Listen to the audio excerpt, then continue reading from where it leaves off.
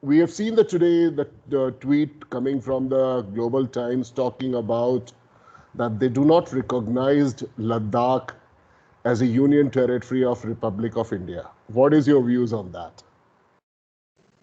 See, China recognizing, not recognizing makes a sausage of difference. It's an Indian internal government decision. We've taken it and we will stand by it. That closes the matter. It is equally possible for India tomorrow to say that we don't recognize Tibet, we do not recognize Tibet as a part of yours, or we do not want to follow the One China policy.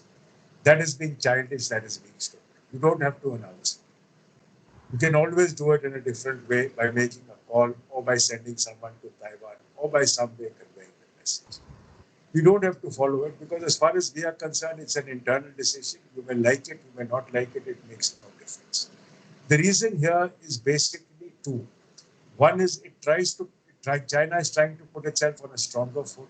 It doesn't make a difference. You cannot, because the True. resolution is very different from what we are discussing. Ladakh is nowhere on the table. You're trying to do it to soothe Pakistan's fears because we are objecting on Gilgit-Baltistan, True, which true. Pakistan is planning to convert. So you're trying to cover their backside. It doesn't make a sausage. Whatever China wants to say, it's their job to say.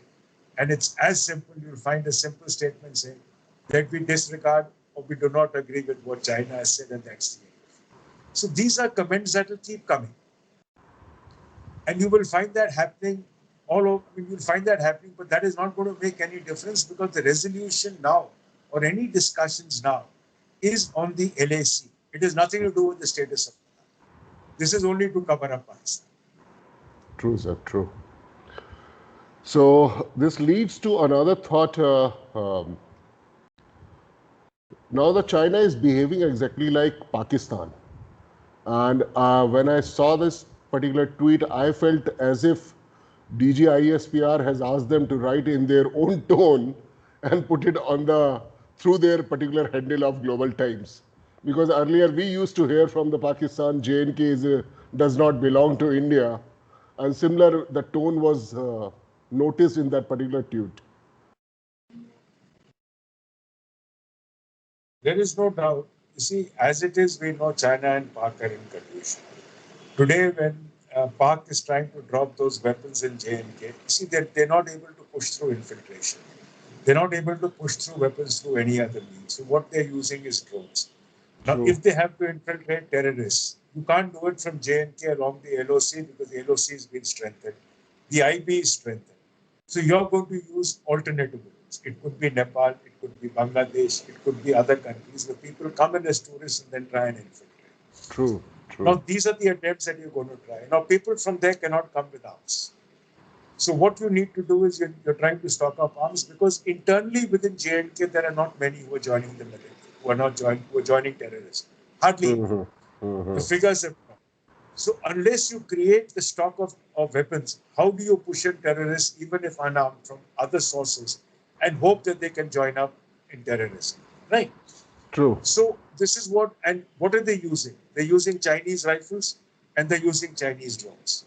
Now True. these have come to them basically to try and activate Kashmir to a level which will give them a benefit along the LAC in discussion and a little bit of pressure that will come on the LOC. Though I don't expect very much to happen on the LOC because the Pak army is not going to risk its neck. It's as it is facing enough crap within the country.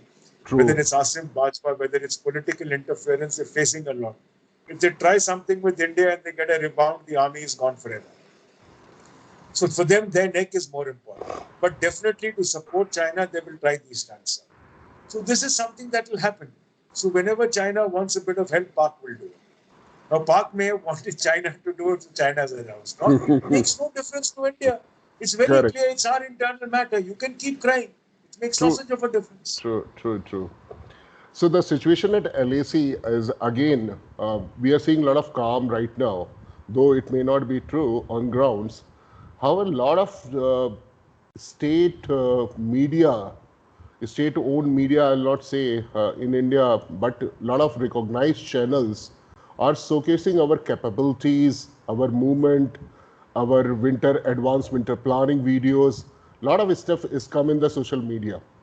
Was it a kind of a counter propaganda which PLA was trying to do through the Global Times? They were posting a lot of stupid kind of videos. I will say it was neither in a glory. They were not never glorifying their soldiers, but they were creating more of mockery for their soldiers. So, what are your Uh, take on that? there are two things. One is basically anti-propaganda. You're conveying, though it will have no relevance in anti-propaganda, because Twitter, WhatsApp, whatever you want to talk about, is not there in China. Possibly some way it would reach China is via Hong Kong, because that will have both. Some amount of WeChat is available in Hong Kong or Taiwan, and that can go. But that is very strictly monitored in China and very strictly scanned. So anything which they do not want the people to see will not come. I would look at it, it is more a way of assuring our own. Okay. Because when it began, there were a lot of doubts. Can India hold on? We don't have this. We have to import it. We have to do it. How will we manage China? We still, most of us, or most of the Indians who are unaware, who've not come across the Chinese. I mean, us in service, you've seen them along the LAC. Yep. You know how stupid they are. True. We are aware of it. Yep. But for the common Indian, the feeling is very different. Now, what you are also doing is conveying to the nation, look, we are ready. And we are prepared. So in case they wish to try something, of course, the main leaders in China, the main heads in China, they have the means to know this, and they are aware. And there is no doubt that we've gone way beyond our preparations. And we've procured far more than what we need for this winters. We've gone almost up to about 10 months. True. So we are well set. Now, this is a message that has also gone to them that militarily, friend, we are ready. So this message to the right people have gone. It is not, may not hit the Chinese public. It will also build the confidence within our own who've had doubts, especially on account of the political games that have been going on in the country. So it helps settle that aspect. Apart from this, we have also seen the news being coming in the media, electronic media, as well as the newspapers about the deployment of our weaponry. I would not name them, but a lot of advanced information has come down. And again, I think it is with respect to the assuring more of ours rather than informing the Chinese. See, the Chinese would see it. After all, satellites are moving, high altitude drones are moving. They would definitely be aware of what we've deployed. Okay, in today's environment, especially in an area like that, where there is hardly any cover, where for you to try and cover up such large amount of weaponry and Equipments, equipment, yep. and after all, they're not small pieces. True, very true. So it's not going to be easy for you to cover it up that much that a satellite image doesn't take it. And then you compare it with the last few days image or the month before image, and you can decipher it. After all, the resolution levels are very high. True. So they are aware that you're set. The aim is also to tell our own people that we are set and we are prepared, and anything happening, we are ready to take it. So it's conveying it to both sides, also giving a message to the globe. You've got to realize that in the current environment, China has opened up many fronts. True. Okay. Now, the fact is, had India not acted the way we did, there could have been a world of a change across the globe. India has actually tried and stemmed the change in the globe. What we saw with China doing, we halted them. Had we not occupied the heights, they could have next moved in through the Chishun Plains. True. They could have moved in through Demchok. You've halted them. And had they moved in through there, they could have secured these areas and possibly then in winters planned to move into Taiwan. Yeah. You blocked them. By blocking them here, and then they would have got India involved in dialogue. If you look at history, whether it was Demchok, whether it was Sum Dongchu earlier, whether it was the last recent one that was at Doknam, we've always tried to resolve it by talks. This was a time when we took a military action. Okay, so you've done it and you've actually stalled the Chinese, which is where the whole globe is now getting together. You find UK aircraft carriers moving in, you find the French Navy moving in, the Germans are moving into the Indo-Pacific, Australia is moving in. So the whole area is now undergoing a major change. Yep. That's true. Thank you so much for covering this particular topic. We'll just shift to Armenia and Azerbaijan. Why this particular conflict has happened for the benefit of our viewers, I would like to start with a little bit of history and what is the current scenario and why Pakistan is supporting one particular army or they are not supporting, but a lot of information they are percolating down the channels or the media that we are supporting this particular nation. See, the problem is of enclaves. After all, whenever a nation splits, now they've also split almost on religious lines. Armenia is Christian, Azerbaijan is Muslim. The conclave that falls in between is a Muslim-dominated conclave, but run by the Christians. It's actually a Christian-dominated conclave. People recognize it to belong to Azerbaijan, but it's with Armenia. So the dispute is on that region. Pakistan is the only country in the world which has not recognized Armenia. Now, if you look at the map, it's interesting. Armenia borders Turkey, but Turkey supports Azerbaijan. Azerbaijan borders Russia, but Russia supports Armenia. Armenia's got a border with Turkey, Iran, and with Georgia. Okay. So it's a very funny situation. It is at the moment still at a controllable level if there is a solution which comes out and pressure is applied from multiple directions. If not, it will remain localized within the two. And at the moment, there is no sign of it. They're talking about 16, 20 deaths, few tanks, aircraft. Nothing really has been actually confirmed except claims by both sides. So we really don't know what the current situation is. Who is moving in, who is not, who's motorized efforts.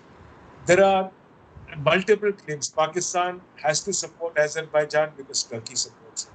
Pakistan actually follows two masters, Turkey and China. Correct. So where Turkey says jump, Pakistan will jump. Claims of Pakistan mercenaries being there, nobody knows. Turkey's moved some lot of mercenaries to support Azerbaijan. Again, nobody knows. So the scenario remains in a very odd situation as of now. We will have to wait and see over the next few days once the true picture flows as to how things are moving. But there is no doubt that it's actually proxies of Turkey and Russia. So let us see how each side comes in. But do you think Pakistan actually has any strength left after they are engaged with Afghanistan, Balochistan, internal turmoil on the north, in the east India? They don't have anything left. I don't know whether the Pak army will get involved. I don't expect that to happen. It could be militia. Yeah. Possibly, I mean, though I would say mercenaries from Pak via Turkey. Okay. Right. Could be that. But I don't expect the Pak army to get involved because one case of a capture of a Pak army soldier and there would be global crime. Right. Then there would be pressure from there'd be no end of pressure on Pak. So it's unlikely that it'll be any Pak soldier. More likely it'll be mercenaries from Pak. And mercenaries, nobody can question anywhere. Because after all, they're already there in Syria. They're already operating in that area. So few of them would be pulled out. Those who are on the side of Turkey would be pulled out and sent. So that is quite possible.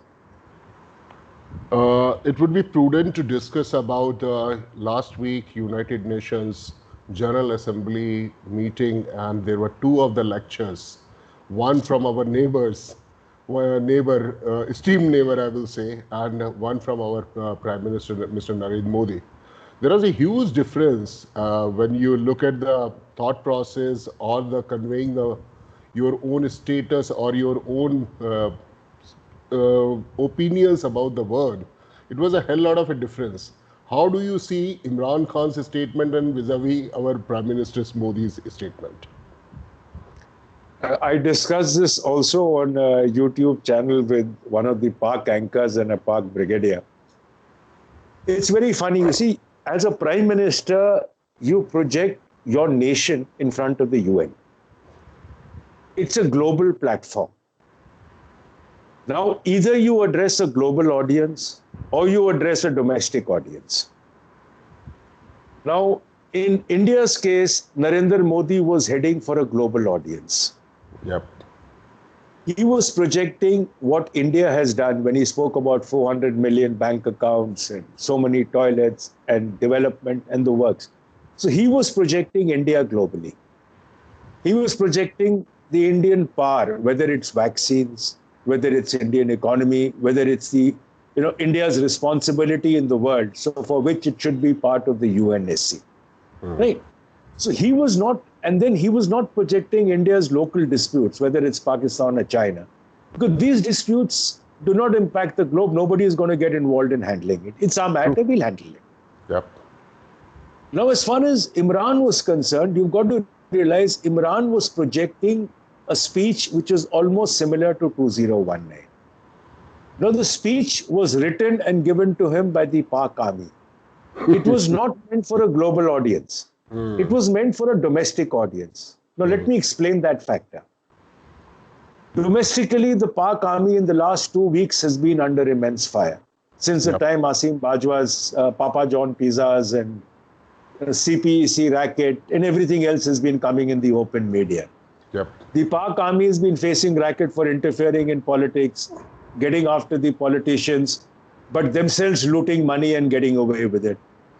Now, how do you change the character in Pak? You have to mention Kashmir, you have to mention war with India. The moment you mention these two topics, who comes into the foreground? The Pak army. People forget everything else and they jump to support the Pak army.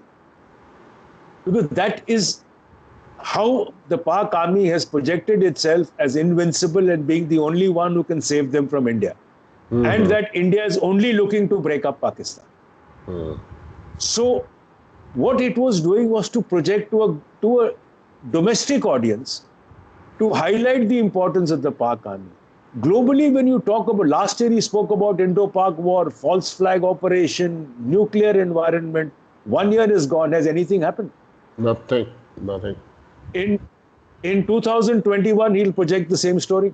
And again, you look back and say between 2019 and 21, the same story is going through. So basically, he is continuing on the narrative of the Pakistan army, whatever has been He's told. continuing on a narrative. If you look at it globally, he had two things to mention: planting of trees and climate change, none of which made sense. Because the trees that he planted got uprooted the next day. So he was successful projecting himself as a puppet of Pakistan army.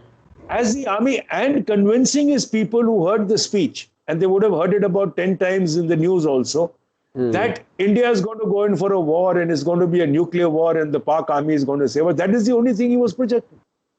Is the globe interested in that? Fantastic.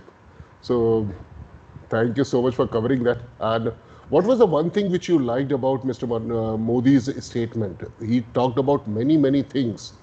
And I felt generally I don't watch these speeches in a length, but that day I was really caught by that particular statements what he was making. So what was one thing which appealed you as an individual, as an Indian nation? He was looking years ahead. That is most important. It was a forward-looking speech. He was also aware that the UN General Assembly or the UN Security Council decision for expansion is not going to come. But he projected steadily that, look, whatever decisions India takes impacts the globe. Today, the moment we raise import duty or we change any of our taxation rules, the entire globe starts jumping. One on bikes and you had Trump jumping. So anytime you change a decision, anytime you take a decision, the globe gets impacted. That's because India is amongst the world's largest market. Every nation is rushing in. So when he says that any decision in India impacts the globe, therefore we have to be in the global decision-making body, I think it was one of the most sensible statements made. Definitely. For me, it was like he was questioning the authority of the United Nations, how they dealt the pandemic, and he was in fact gone ahead and questioned the existence of the current structure. That was more appealing to me. That is, I agree with you. That was a very sensible aspect which he raised. Because after all, the UN is supposed to be leading the globe in such cases. The UN has actually failed everywhere. You want to look at it anywhere, it is almost failed everywhere. True. And sir, I don't know whether you keep interest in the sports and all or not, but right now you see the IPL is going on in the midst of all these things. For me, it was kind of something which I personally do not like the statement of BCCI that we'll continue this and we'll play it in the UAE. I don't think they have a lot of viewership right now. Whatever I'm trying to gauge the pulse of the Indian nation right now, barring few people, not much of the people are actually looking the IPL. So more than the game entertainment as such, it has become a kind of a anti-national and national kind of sentiments now. People are supporting that we do not want to watch IPL and I stand with India in the crisis hours. I don't have time to deal with this entertainment which is being played and somewhere supporting anti-national companies, money is flowing back to China and so on and so forth. Actually speaking, events like the IPL, especially at a time like this when you've got literally no sporting events happening, are some sort of an entertainment. Definitely, the sad part of it is there's a lot of betting in IPL right down the line. True. That's one. The second aspect is for the BCCI, without running the IPL, they would come under immense pressure from the owners of these teams, because after all, that's a contract that they signed when they formed the teams. Yep. So for them, it is a matter of survival. You like it or not. Viewership, I really don't know because I don't normally discuss it. Even if I have to watch IPL, it may be half an hour, 45 minutes. As it is, there's not much time to watch. Mm-hmm. But frankly, it is survival of the BCCI. They cancelled their tours in this period. They cancelled everything in this period, only to ensure that they get the 1 month for the IPL. Mm-hmm. Right? Because if they don't conduct it this year, the team owners are going to come screaming at them, and they're going to start emptying out BCCI coffers. So BCCI had to save its own neck. So therefore, it's actually a means of survival. It is nothing else. And sir, once again, I'm coming back to UN and Pakistan. Entire world knows that Pakistan is a terrorist state. But why the sanctions and other things are not being imposed the way it is supposed to be imposed on Pakistan and keep them completely in isolation? What are the things which is stopping us to achieve that particular diplomatic win on Pakistan? We have done a lot, but still this question comes on my mind again and again, so I thought let me ask with you. See, as far as UN is concerned, UN can never act because with the veto of China, no nation can push it through. That is one. FATF can move it into the blacklist. The question is, to stay out of the blacklist, you need 3 votes. Till now, it had China, Turkey, and Malaysia. Currently, how will Malaysia vote? China and Turkey, definitely. But how will Malaysia vote? There's been a change of government in Malaysia. Mm-hmm. With the change of government, after we imposed the oil palm restrictions, the government changed. We lifted the oil palm restrictions. So how will the new government act? We don't know. Now, there are certain restrictions in any forum that you go. UNSC, if it has to impose sanctions, 1 veto will block it, so there is no point. FATF, you need 3 votes to stay out of the blacklist. Will he get them? 2 are assured. So that is the difference, and that is the way the global systems work. Got it, sir. Right? You have to have that. If you've got that support, nobody can do anything to you. That's exactly what the privilege they have, and that's why they are enjoying until so far. Probably things will change now. Let's see. Yeah. So, sir, thank you so much for your time, and I will leave it for you now to discuss any point of your interest with us. We would love to hear your views. No, nothing. Everything is, you guys are doing a good job. That is more important. And continue with it. That's it. Thank you so much, sir. Thanks once again for giving your time on this lovely evening. You had a great evening ahead, sir. That's all. Thank you. You too. Thank you so much. Take care, Shailendra. Thank you, sir. Thank you. Sure, sir. Okay. Okay. Cut the recording and then let me know. Okay. My pleasure. Good day, sir. Okay, recording. Bye. Acha, Shailendra, what are you doing these days? Sir, I have a, you can